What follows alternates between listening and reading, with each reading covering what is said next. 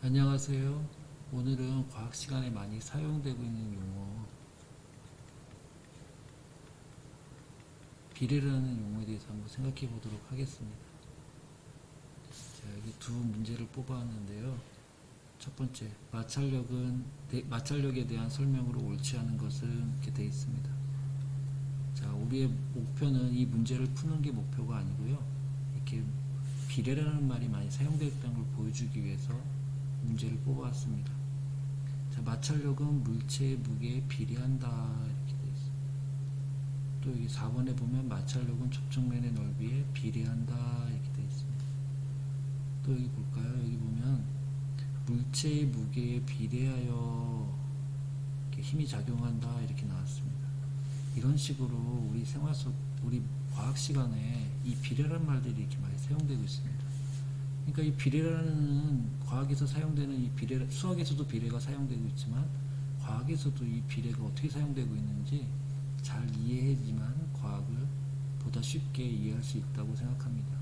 그래서 오늘은 이 비례라는 용어에 대해서 잠깐 짧게 한번 생각해 보도록 하겠습니다. 자, 우리가 이 예를 들기 위해서 가장 간단한 속도, 속력 공식을 한번 예를 한번 들어보겠습니다. 자, 속력은 S는 V, T라고 나타내고 있습니다. 그래서 S는 이동거리, V는 속도 또는 속력, T는 시간이 되겠습니다. 걸린 시간이겠죠. 이동할 때 걸린 시간. 자, 이렇게 세 가지 요소가 있다는 겁니다. 자, 뉴턴이 공식이라고 하면 좀 공식이라는 말을 잘 사용하고 싶진 않지만 이 공식에 보면 속력에는 이 세 가지 요소가 포함되어 있는 겁니다. 세 가지 요소들이 있습니다. 자, 이동거리, 속도, 시간. 요 세 개가 관여한다는 얘기죠. 속도에는, 속력에는. 그러니까 요 세 가지로 표현할 수 있다는 겁니다. 다른 요소는 절대 필요가 없다는 이야기입니다. 물론 더 이제 복잡하게 하면 뭐 맞바람이 부네 어떠네 뭐 그런 것도 이야기할 수 있지만 일단은 기본적으로 요 세 가지 요소로 속도를 표현할 수 있다는 뜻입니다. 자, 그럼 이게 어떤 의미가 있는지 한번 찾아볼게요.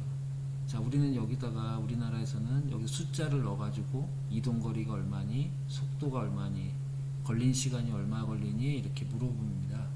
그렇지만 처음 이 공식을 보면 이 공식은 바로 비례로 나타낸 겁니다. 이동거리와 속도와 걸린 시간의 관계를 이렇게 표현해주고 있는 겁니다. 자, 그럼 한번 해볼게요. 이동거리가 일정할 때, 즉 우리 100m 달리기 할 때 당연히 속도가 빠른 친구가 즉 10m/s로 달리면 걸린 시간은 10초 걸리겠죠. 자, 그럼 느린 친구 5m/s로 달린 친구는 당연히 걸린 시간이 늘어나겠죠. 자, 속력이 줄었는데 시간은 늘어나겠죠. 자, 다시 한번 이번에는 자, 속도가 20m/s인 친구는 5초 만에 100m를 달리겠죠. 즉 속력이 증가하면 걸린 시간은 감소합니다. 즉 이동거리가 일정하면 이 둘의 관계는 당연히 반비례 관계에 있습니다. 속력이 늘어나면 걸린 시간은 짧다. 또 속력이 느리면 걸린 시간은 늘어나겠죠. 이런 식으로 해서 이 속력과 시간은 바로 반비례 관계에 있다는 걸 보여주는 겁니다. 물론 우리가 이렇게 해서 이해할 수는 있지만 이 공식만 보고도 우리가 이렇게 이해할 수 있어야 되겠죠. 그래서 뉴턴이 간단하게 속력에 대해서 아주 간단하게 표현한 식입니다. 그래서 S는 VT, 즉 이런 관계를 나타내 주는 겁니다. 자, 그럼 이번에는 다른 걸로 한번 해볼게요.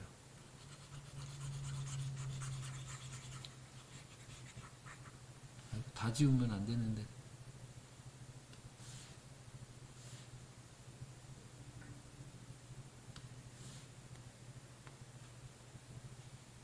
자, 이번에는 S는 VT에서 자, 우리 이런 경우 있죠. 자, 지금부터 3초 동안에 누가 더 빠른지 한번 해보겠다. 누가 더 멀리 가는지 해보겠다. 이런 거 많이 할 수 있겠죠. 자, 그럼 어떤 뜻일까요? 자, 3초 동안에 시간을 일정할 때, 자, 속도가 빠른 친구가 더 멀리 가겠죠. 자, 무슨 말이냐면 이렇게 친구들이 이렇게 서 있습니다. 자, 출발선에 서 있고, 자, 시간은 3초를 줍니다. 자, 그러면 자, 시작하면 다 이렇게 달리는 속도에 따라서 속력에 따라서 이동 거리가 달라진다 이런 말이겠죠. 자, 즉 이동 거리와 속력은 바로 비례 관계에 있습니다. 즉 시간이 일정할 때, 즉 이렇게 두 가지를 비교할 때 이 S와 V는 비례 관계에 있다 이렇게 표현할 수 있겠습니다.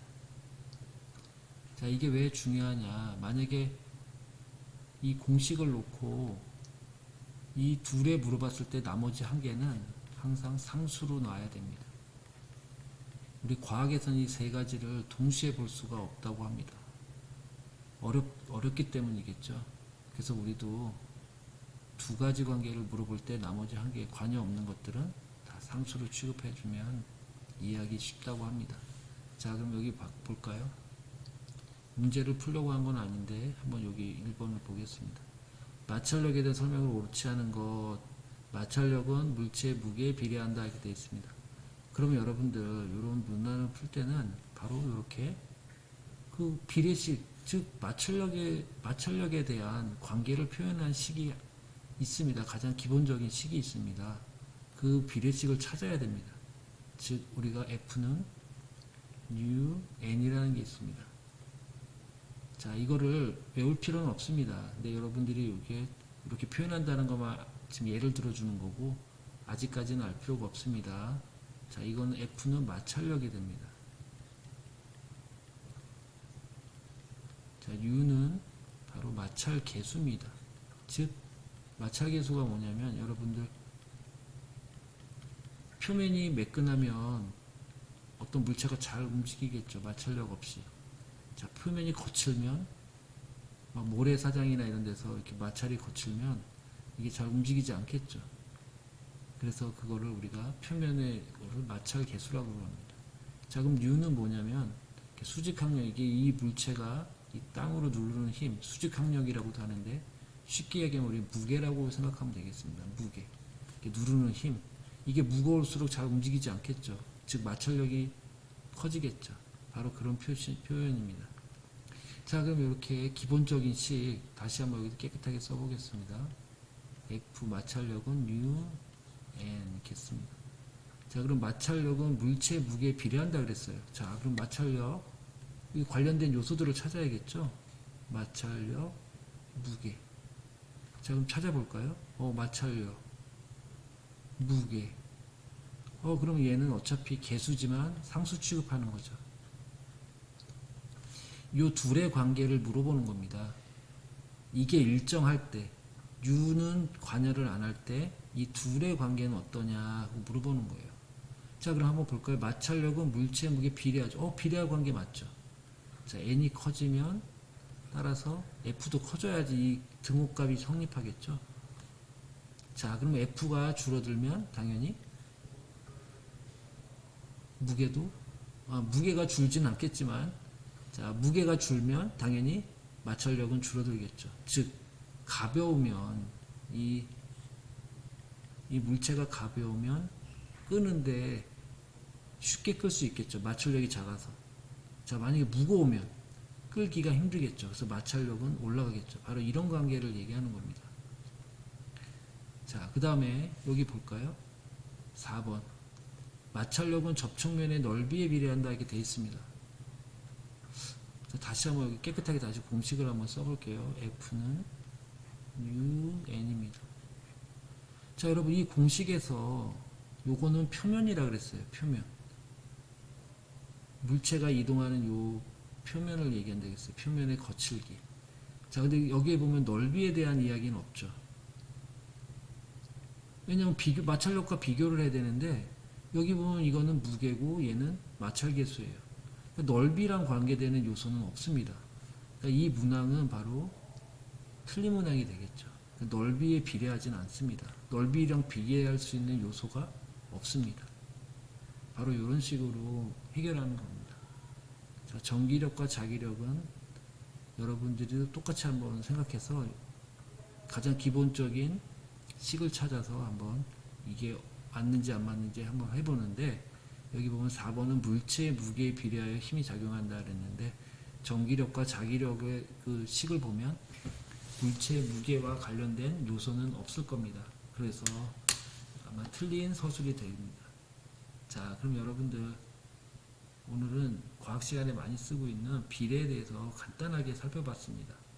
자, 설명을 듣고 만약에 잘못된 내용이 있다고 생각하면 댓글에 남겨주시고, 오늘은 이